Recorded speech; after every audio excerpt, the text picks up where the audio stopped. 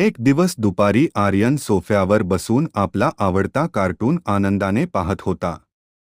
तेवढ्यात बाजूच्या खोलीतून आजोबांचा आवाज आला. "अरे आर्यन, जरा इकडे येतोस का बाळा?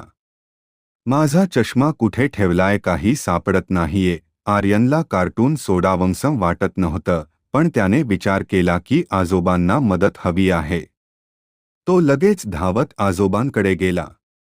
त्याने इकडे तिकडे पाहिले आणि खुर्चीच्या खाली चष्मा पडलेला पाहिला. आर्यनने तो चष्मा उचलला आणि आजोबांच्या हातात दिला. आजोबा खूप खुश झाले आणि हसत म्हणाले, "शाब्बास रानू, आज तू माझे डोळे झालास." आर्यन पुन्हा टीव्ही समोर येऊन बसला. थोड्याच वेळात बेडरूममधून बाबांचा आवाज आला. "आर्यन, माझा निळा शर्ट कुठे गेलाय? ऑफिसला उशीर होतोय." आर्यन लगेच धावत बेडरूममध्ये गेला. बाबा कपाटात शर्ट शोधत होते. तेवढ्यात आर्यनची नजर दरवाजाच्या मागे असलेल्या हुकवर गेली. तिथे निळा शर्ट अडकलेला होता. आर्यनने शर्ट काढून बाबांना दिला. बाबांच्या चेहऱ्यावर मोठं हसू आलं. त्यांनी आर्यनची पाठ थोपटली आणि म्हणाले, "तू तर माझा सुपरमॅन आहेस." आर्यन पुन्हा एकदा टीव्हीकडे वळला. तेवढ्यात बाहेरून दूधवाल्याचा आवाज आला. "दूध घ्या, दूध घ्या." आई किचनमध्ये काम करत होती. आर्यनला समजलं की आईला यायला वेळ लागेल. त्याने टीव्हीचा विचार न करता दरवाजाकडे धाव घेतली.